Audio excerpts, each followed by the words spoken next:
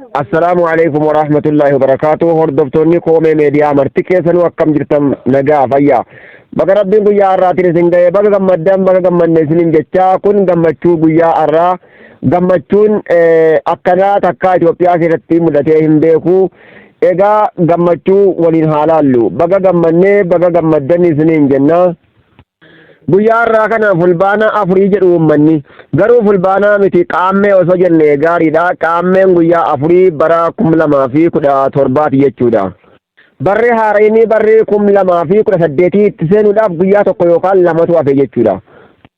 Kanaaf dabalataa wanni jechuu barbaadu baga gammannee baga gammaddan isiniin jenna. Fedhii rabbiitiin kunooti lagni abbayyaa jechuudha. Abbay yookaan mormor jechuudha.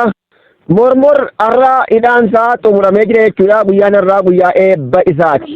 Kun jalqabamuun isaadha waggaa 14 ga'ee jira jechuudha. Eega waggaa 14tii osuma hojjetamuu mootummoota biraatiin waliin tagga'aatumaa ka akka Ijiptii yookaan Gibxii jechuudha. Masriidhaan waliin tagga'aa jarris immoo tooftaa osoo baasanii karaa meeqaan lola fiduu yaadanii osuma waliin muggutamuu osuma wal lolamuu osoo jarri hin feene karaa meeqaan hambisuu yaalanii turan jechuudha.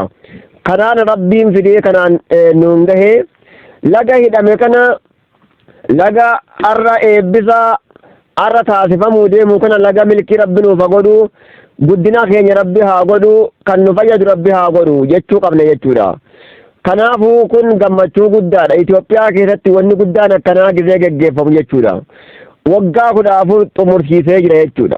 Eega waggaa 14tii eega rabbiitii mootummaa keenya Dr. Abiy Ahmed illee ni galateeffannaa. Eeganaa ummata keenya hunda ni galatoonfannaa jechuudha.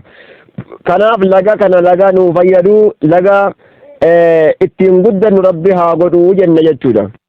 Egaa daawwattoonni Koomee Meediyaa hundi keessan baga hidha haaromsa abbayyaa eebba laga abbayyaa kanaan isin ga'een isiniin jedhagaa.